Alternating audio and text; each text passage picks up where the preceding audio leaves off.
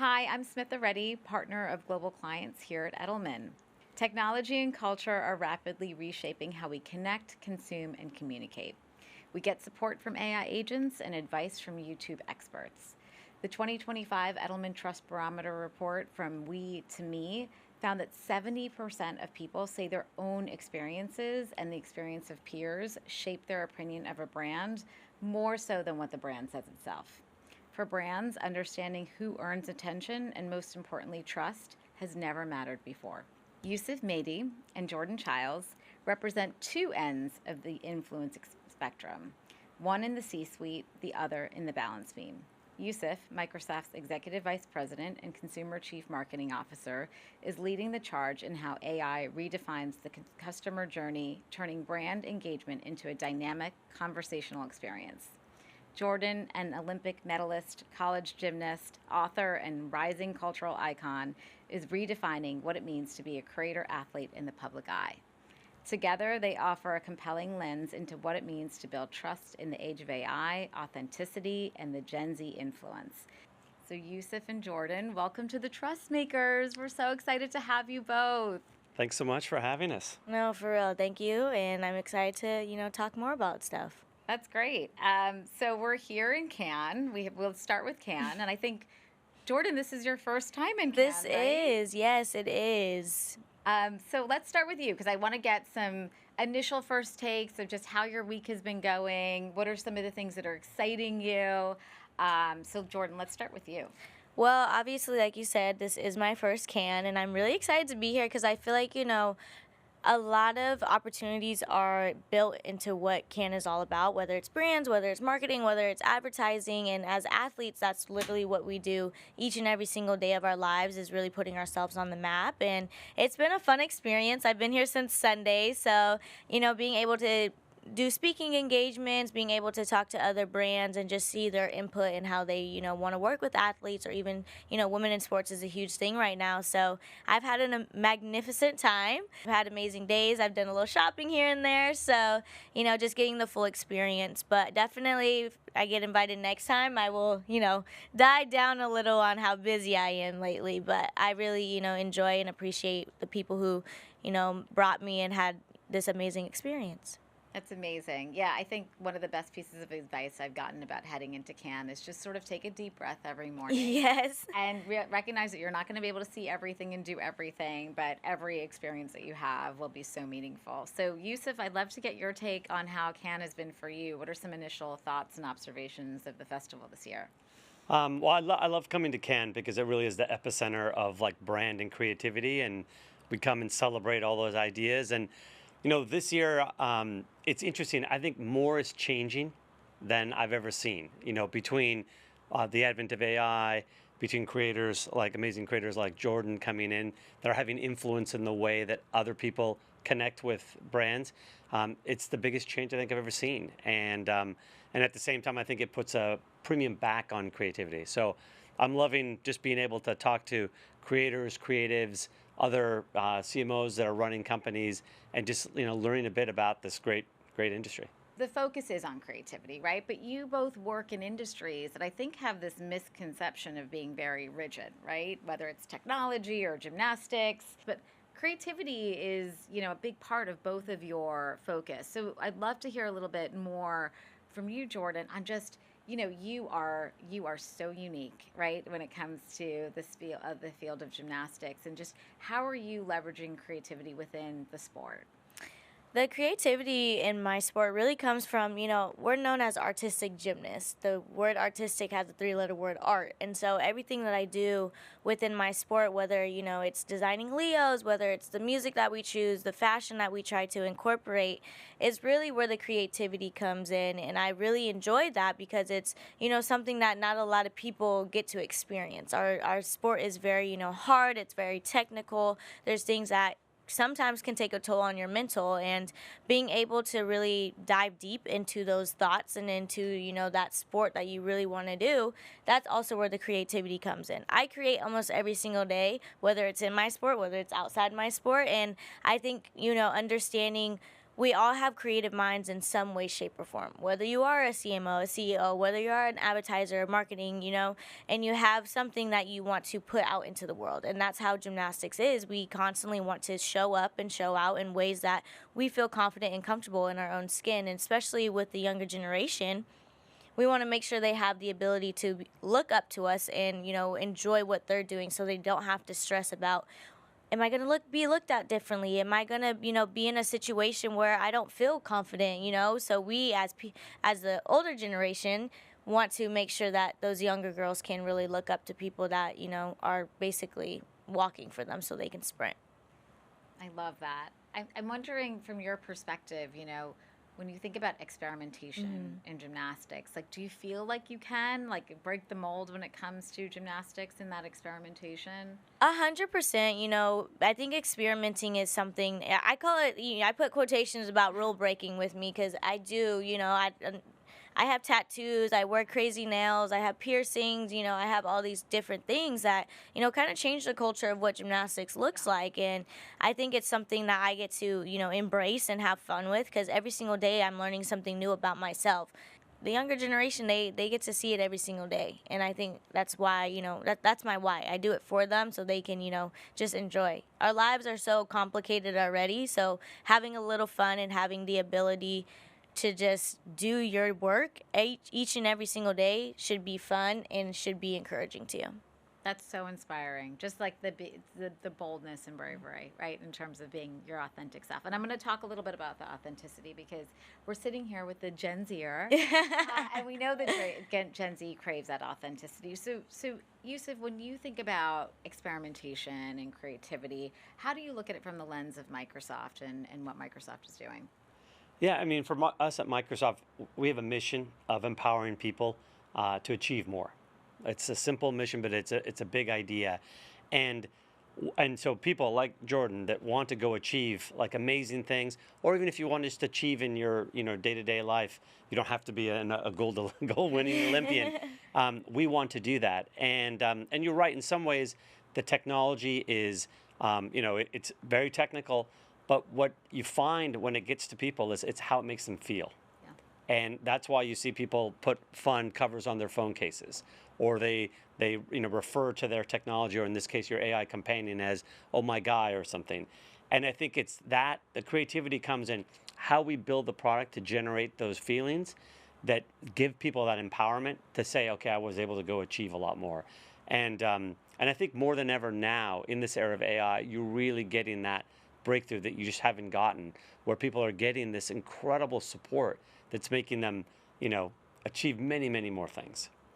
So I want to stay on you, Yusuf. So when you're thinking about partnerships, right, and when you're thinking about partnerships, not just with other creators or talent, but collaborations, what's the lens that you put on it from a Microsoft standpoint that are the right type of partners for you?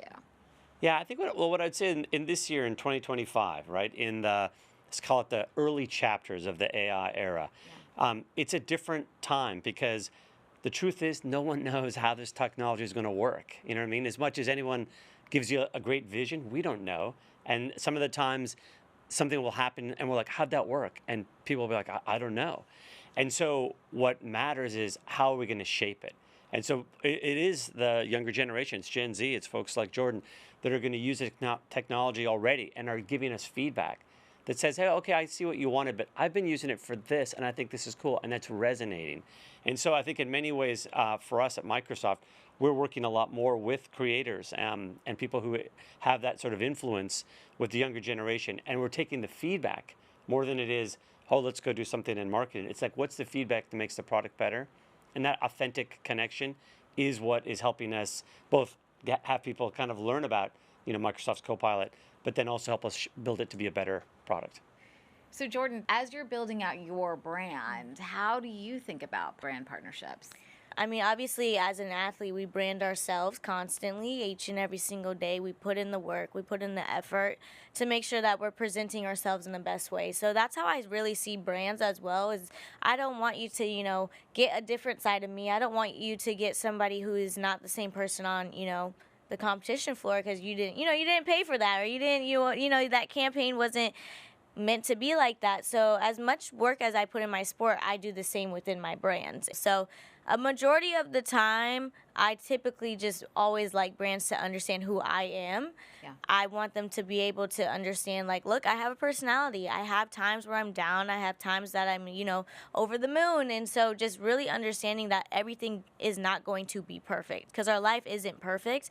We have imperfections that we don't like. We have, things that we go through, especially being a woman. It's constantly something every single day that we are going to say about ourselves. So I think just really diving deep into that and really understanding that every human is different and your content is not always going to be the exact same. Yeah. I'm thinking, so I want to talk a little bit about your partnership together, right, from Microsoft and Jordan, and sort of stay on Jordan on this topic. AI is obviously, Yeah. It's been the theme of Cannes this year, if not creativity, right? And so I'm curious, like we were talking before we even entered, of just like, how does she do it all? Like, how does she do it all? Like, I mean, I could barely manage school and like a part-time job, right? Like, how are you leveraging AI right now in your day in, day out life, whether it's just, from your personal experience or even how you're thinking about it from a content perspective? So in my daily life, yes, I've used AI before, whether it's scheduling something, whether it's, I just need hey, like, for instance, with Copilot, hey, I got to do this, that, and the other. Can you show me how to do it? Like, just real quick, right? And it gives you, whether it's a definition of something, whether it's a recipe, whether it's something that you just need real quick. And I love that, because since I am so busy, I need something that's going to be on hand, on deck. It's a good quality to have and a good technique. Yeah, it's sort of like a life hack for you. Yeah. Right? Literally a life Yeah. hack.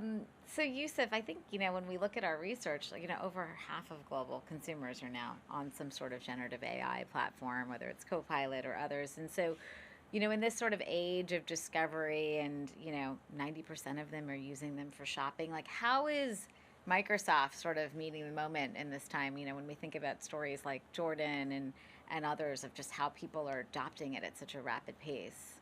Like I said, we're early in the cycle of how this will all shape out, and so we're it's not 100% clear, and so we're investing in, I would say, a couple things, but I would say in this phase one, it's been really kind of the era of chatbot, and so it's like ask a question, get an answer, and where it's going to go is an AI companion, and to get to that companion state, at least three things have to happen.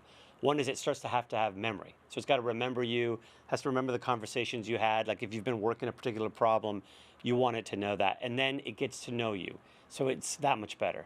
Second thing is, if you give it permission, you want to let it see what you see. So when it sees the world or sees what's on your computer, now you don't have to type it in and tell it. It instantly knows. So if you're working on a piece of homework and you pull up a report or piece of research, you can right away say, hey, I've been trying to figure out what happened during the Dark Ages and the Renaissance. Like, let's go through this topic, and you can talk to AI, and it instantly has all of that background. And then eventually, the third thing is it takes action on your behalf. So it'll save you time. So if you said, oh, I've been researching for a trip, can you go book the tickets? It will actually go and do that. And so when you have a companion that knows you, that sees what you see, hears what you hear, can act on your behalf, that takes that empowerment to yet another level. So that's what really we're about.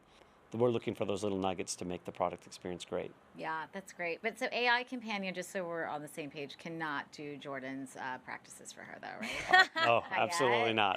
I mean, how I think would that be? That would be really cool, where I could just be in my bed, sleep, and then have AI do my practice for me 100%. That would be something I feel like may come true at some point in time in our world, but... Is that like those belts that you can wear and you can lose weight? Because I need one of those.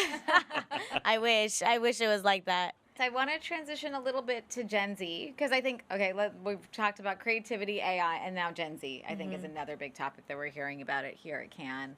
Obviously, we're sitting with a live Gen Zer here ourselves, and we know that authenticity is so important to this generation, right? 62% of Gen Zers want brands to provide that authentic content. And so when you think about Gen Z and reaching your vast audiences, what's the lens that you're putting on that from your generation's perspective? Well, being a Gen Zer, it's crazy to say that I feel like in Gen Z there are two different types of Gen Zers.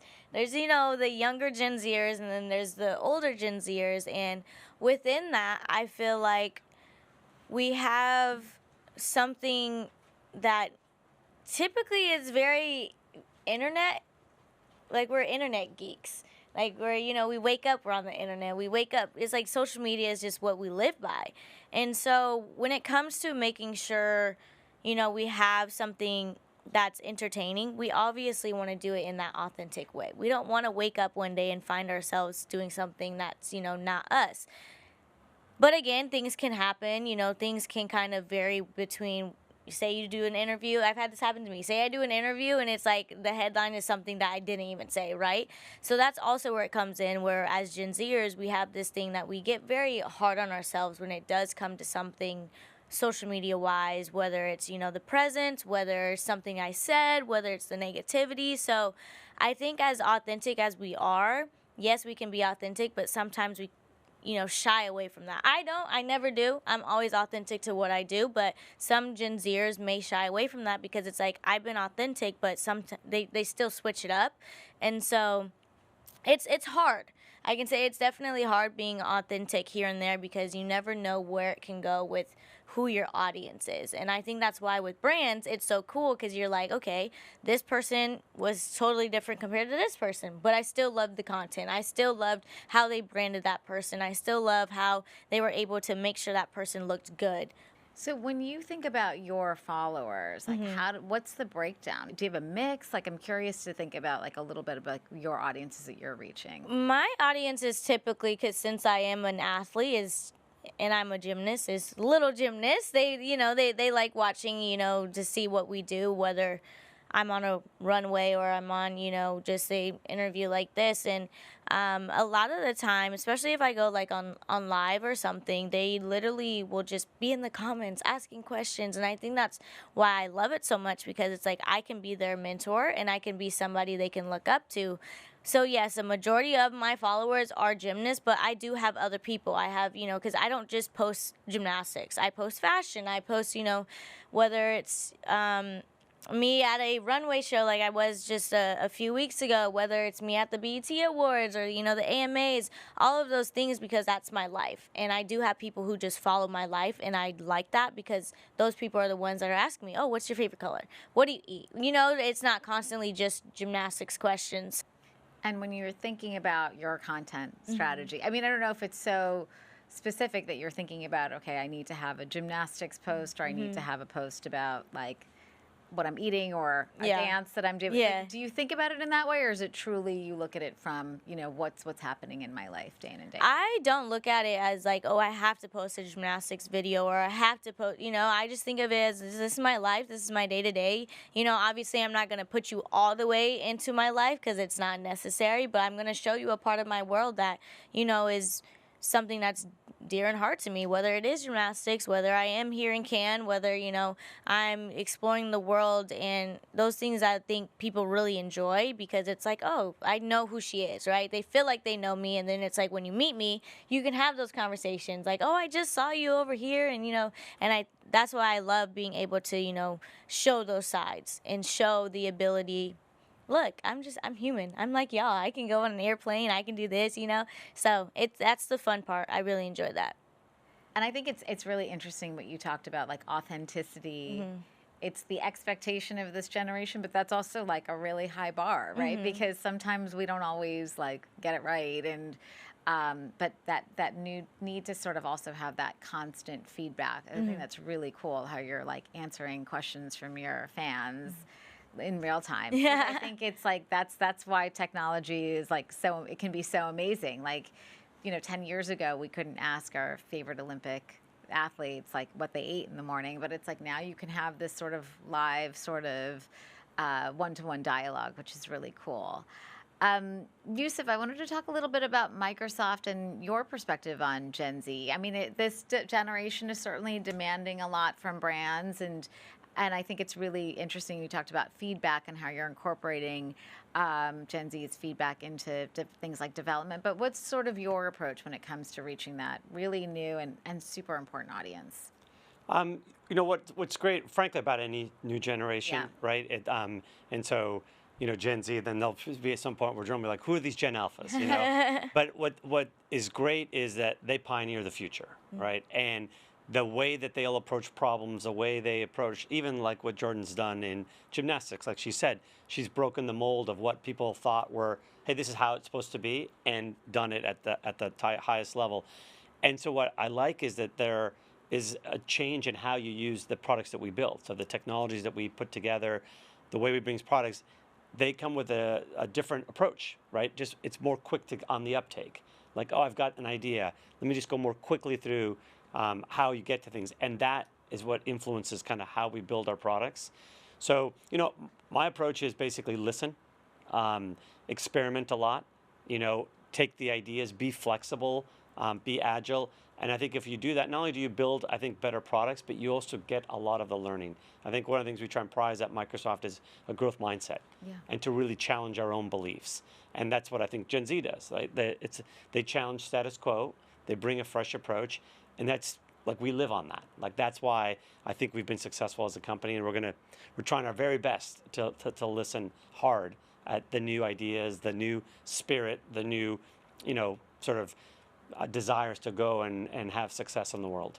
Okay, so we talked about creativity, AI, Gen Z. Now we're going to talk about creators because that's like also I think I've reached now all the topics of CAN that are coming up, but I'm sure I'm going to miss a few. But so the creator economy, right? We know that 80% of people say they trust their family, friends, and peers to talk more about brands than, maybe the traditional outlets, right? A brand CEO or the brand itself. And so that's a really dynamic time that we're in right now. In many ways, peer-to-peer has always existed, but now it's peer-to-peer at, and hundreds of thousands of people who can be those peers. So I'll start with Jordan. How does that shape, what you're thinking about when you talk about brands that you love, whether or not you're partnering with them or whether it's a brand that in your life that you love, and sort of how you're thinking about it from a content perspective. I mean, when I talk to brands and like content, again, I feel like it goes back to that authenticity. Being here, obviously, in Cannes and being able to talk to brands and seeing their perspectives and, what they're trying to do to help us be put even more on the, the platforms of whether it's through social media, whether it's through TV, whether it's through really anything. They just want us to feel welcomed. And I think, that's also something that we want to feel, and being able to understand those things, whether we have to present ourselves differently or even, show up differently. It can vary. Even talking yesterday, I was like, oh my gosh, like I'm meeting somebody that I've worked with before, and I think that's so cool because when you have a face with somebody you've worked with, then it's so much easier. So much easier for you to be like, okay, now I get it. Now I understand. Now I'm, getting the whole logistics part of it and why I had to retake 5 million different times, So I think being able just to have those connections with your brand and, you can see how they're feeling and then listening to others and what they're trying to do, whether it's a campaign that they're trying to create or whether it's something that they feel like it's meant for you. You feel, okay, I'm being recognized, I'm being understood, I'm being, seen. And I've experienced that this whole entire time in Cannes. And I literally was just telling my manager, like, wow, I didn't realize how many people brand-wise knew who I was. It was because I was just like, you have that person that you work with all the time. And it's just like, okay, how many other brands know of me? How many other marketers or advertising people know of me? And it's been an experience to have that feeling. So how I look at brands is how they look at me. I'm going to give you that same perspective. If you're understanding me, I'm going to understand you. So obviously we found like an interesting sweet spot, right, between Microsoft Copilot and Jordan, given your day and, sort of thinking about hacks and giving that sort of inspiration. But when you think about other brand partnerships, is there a category or a brand or a sort of thing that like, okay, people might not know, but I think, this would be a really interesting category for me to connect with? I mean, I feel like a lot of people kind of know my life. Yeah. I do have a book out, so it's like Yeah. they know everything from when I was little to now. So, a category. Oh, I don't know. Maybe in the music industry. I see used that. yeah, I used to play clarinet, first chair, and marching band. So, that's definitely something maybe I would put myself in. Whether I'm on a show that's dealing with music or helping an artist doing something, whether I'm in a music video, I don't even know. So I feel like the music industry, I feel like people would be like, that's a very interesting thing to do. That's really cool. Yusuf, how do you think about, that sort of notion of the peer-to-peer recommendations, the influencer space? I know obviously we've been talking a lot about it, but, when you're thinking about engaging with the community, Yeah. what's the perspective from Microsoft? In terms of how people sort of form impressions now about products, it has changed a lot, and obviously all the dynamics, and I was just using Copilot to research this, but basically the number of impressions someone would get in the 90s about a product today has grown 20-fold, maybe more, which means no one's going to remember anything because we have so many different media outlets, whether it's TikTok or Instagram or what have you. So what matters more in this world is when someone authentically that other people trust say, hey, this is an interesting thing here, and more importantly, here's why I use it, right? And so, and I think that is where I think when we engage with the community, that's the magic of it, right? It's sort of like I think someone said this line, which I kind of liked. It said, "Don't buy an impression, make an impression." And when our first party communications reach only tiny amount, but creators actually have much more impact, and it comes with much more authenticity. And so I think we're all in on that. And then I think for us, it's about, okay, who believes in the technology that we're building, who uses it, and if like for someone, hey, it's not their thing, it doesn't help, then that's okay. Because in the same way that Jordan wants to be authentic, so do we. We want people who authentically love what we've built and actually use it. And if they find the magic, then in my mind, that all works. And then the last element is we really are, it's always hard to do, but we're increasingly comfortable turning over the reins of control on how people will use our products. We don't feel like, hey, you have to talk about it this way, you have to use it this way. In fact, I kind of want the opposite, because what I've found so far early in this cycle is that particularly with Copilot, is that these magical moments will happen where someone will say, hey, we were supposed to show a scenario here in my life, but you know what? This other thing just occurred to me. We said, go for it. And boom, 15 million views of that thing. And people go nuts over it. And so I think that's where we are on the journey. Yeah, leaving room for that experimentation, right? Yeah. Like leaving room for that unexpected, I think is really interesting. Yeah, and that word is exactly right. I think what people find is the unexpected. People aren't looking for the mainstream normal use cases. They're looking for the niche, the surprising, the unexpected, the quirky. That's what people remember. And you could say, hey, maybe that's authentic, or I don't know what it is, but that's what people remember. That's what you smile about. And then you're like, gosh, I'm going to go try that. Yeah, that's cool. I was also just thinking, Jordan, that's so much similar to your story, right? In terms of you being authentic and who you are, sort of breaking the mold when it comes to the field of gymnastics. I have a budding gymnast at home. We always, when we watch the Olympics, we were all looking at your nails and what were we going to show up with today? So I think it's great. So I know we're running out of time. I wanted to ask one question, which is one word to describe your Canline experience. Oh, one word? I don't even think I can say one word, but I would definitely say excitement.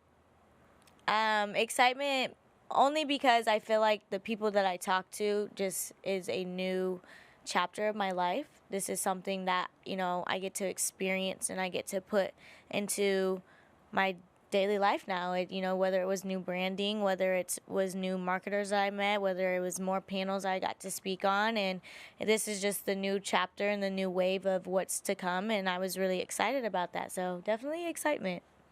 Right.